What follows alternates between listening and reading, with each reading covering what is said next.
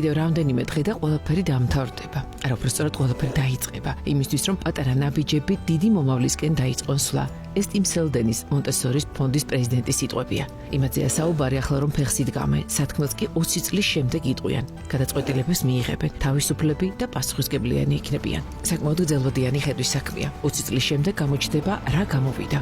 ასეთი გამოწვევები უყურთ და თან მეცნიერული დასკვნები დადასტურებულია, რომ ეს ყველაფერი 3-დან 7 წლის ასაკში იწყება და ამ დროს ყალიბდება მთავარი უნარჩვევები. ამ ქვეყანას არ ვიცით 15, 20, 30 წლის მერე მივცემთ მინიმუმ 1000 პასუხისმგებლობის მქონე, ცნობის მოყვარე, თავისუფალ მოქალაქეს, რაც ძალიან მაგარი არის რა და მასშტაბირება არის ყველა დიდი გამოწვევა, სწორი, ასე ვთქვათ, პედაგოგების შერჩევა, რომლებსაც ეგ, ასე ვთქვათ, ჩვენი მონტესორის ფილოსოფიას კარგად ისწავლიან და ეგ мотиваცია ექნებათ, რომ კარგად გადასცენ. ნიკა გამყრლიძესთან და ნინო კიკნაძესთან ეს უკვე ჩვენი მესამე შეხვედრა და პროექტია. ბავშვთა ჰოსპისი ციცინათელა, ხანდაზმულთა სახლი ლელიანი და ახლა უკვე ბაღი. რა იქნება შემდეგი? როგორც ინვესტორები ისინი აკვირდებიან რა და როგორ განვითარდება. ყველა პროექტში ზრუნვის ფაქტორია. თითოეული მათგანი საჭიროება დაინახეს, შეისწავლეს და ისე დაიწყეს.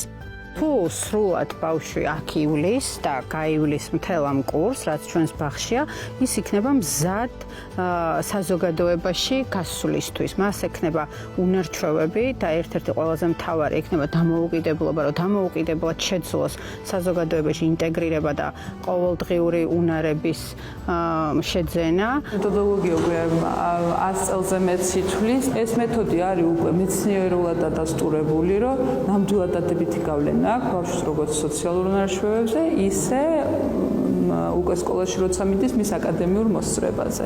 როგორც ხდება, აქაც პირადმა გამოცდილებებმა იმოქმედა. ნიკა მეოთხე შვილისთვის ეძებდა ბაღს, ნინომ და ანამ ეს ეტაპები გაიარეს და როგორც ამბობენ რთულად.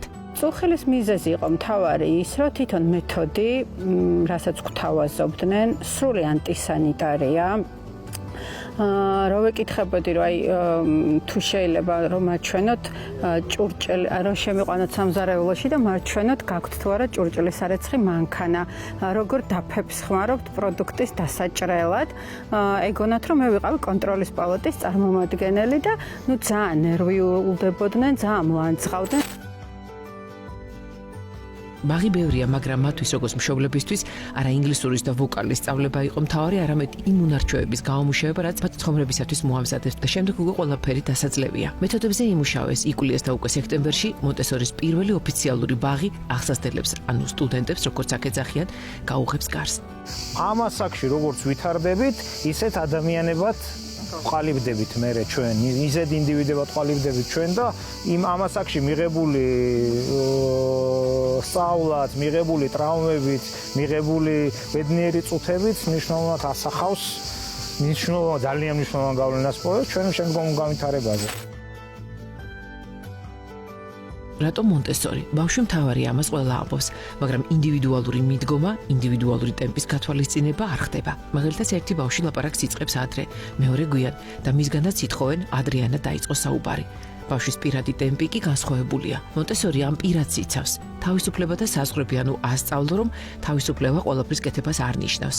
შენმა თავისუფლებამ სხვისი არ უნდა შეზღუდოს. მასალები და გარემო, ეკოპროდუქტები და ახლოს გარემოსთან, ელემენტარული ზოოლოგია, ბოტანიკა, გეოგრაფია, მათემატიკა და შემდეგ ორგანიზება.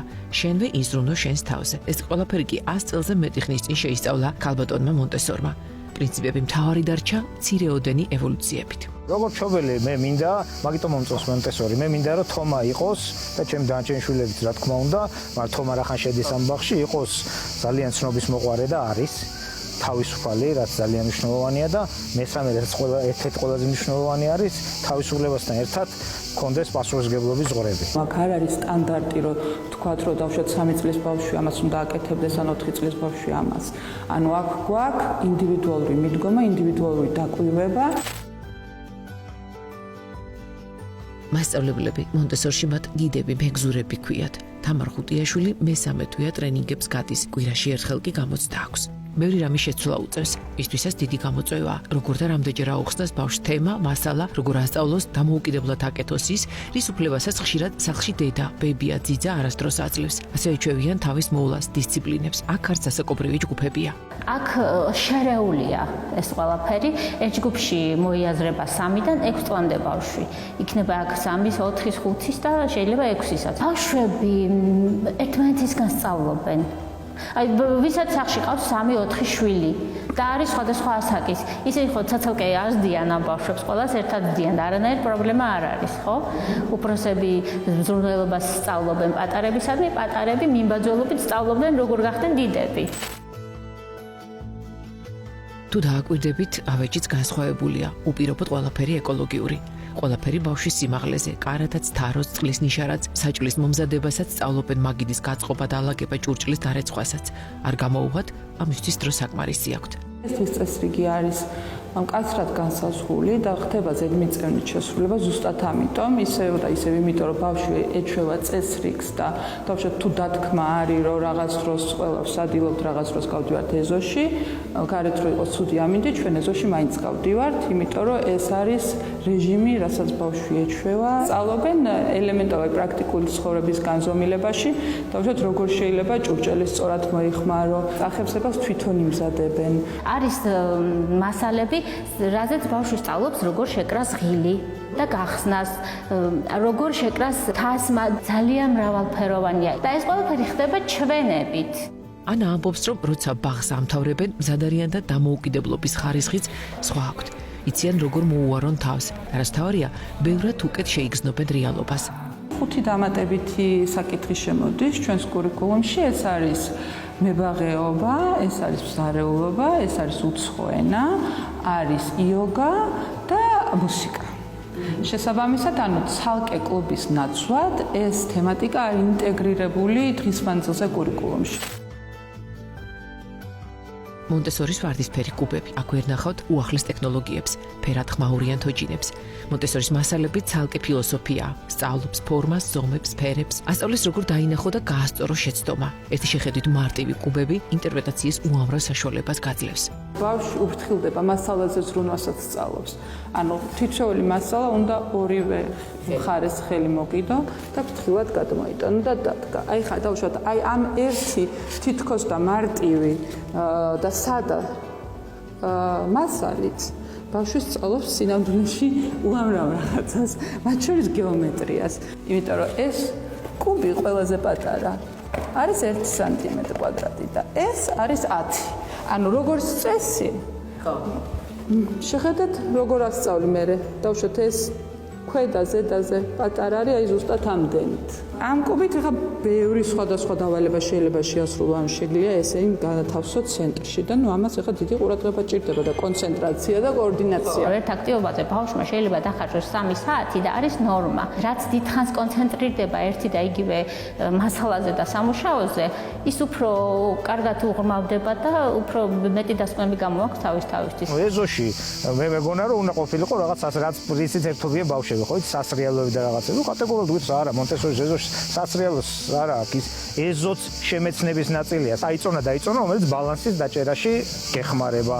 რაღაცა ასაცოცი, რაღაცა იქ ახლა არის ლაბირინთი, აი ხა დღეს დგავენ ლაბირინთი, სადაც ბავშვმა გზა უნდა გაიკლიოს და ანუ გართობაც არის, გართობა არის შემეცნების პარალელურად. ზრუნვა მასალაზე, ზრუნვა გარემოზე, ზრუნვა თანატოლზე და შემდეგ უკვე პასუხისგებლობა ნივთზე, მოქმედებასა და ადამიანზე. ნელ-ნელა გამოიმუშავებ ამ დისციპლინებს. მონტესორის კურსდამთავრებულმა იცის საქმის დაწყება და ბოლომდე მიყვანა, ისევე როგორც დღის დაგეგმა და მიყოლა. აქ მოდის ბავშვი განვითარებისთვის და განათლებისთვის და ყოველი საათი და ყოველი წუთი აქვს მას გაწერილი, ხო?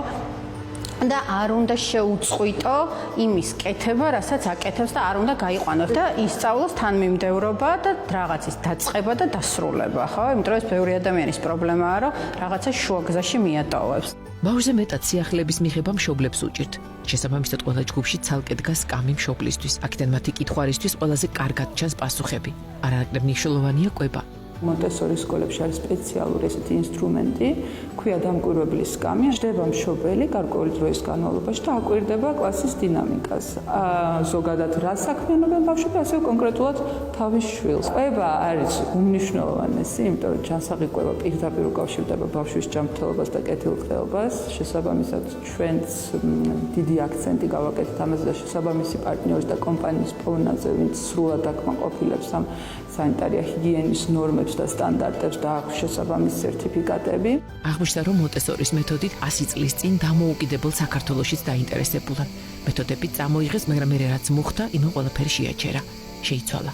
მოსწონთ თითქოს ამ გაწყვეტილი ურთიერთობის აღდგენა ხდება. დღეს მონტესორის 16,000-მდე ბაღი ფუნქციონირებს. კურსდამთავრებულებითაც ამაყობენ მარკესი, ბეზოსი, პრინცი უილიამსი. ქართველი დამფუძნებლები კი არააქაური მოთმინებით ამბობენ. დაველოდოთ 15-20 წლის შემდეგ რას და როგორ იტყვიან მონტესორის ჩვენი კურსდამთავრებულები, როგორც თავისუფალი, დამოუკიდებელი, ცნობის მოყვარე და პასუხისმგებლიანი მოქალაქეები.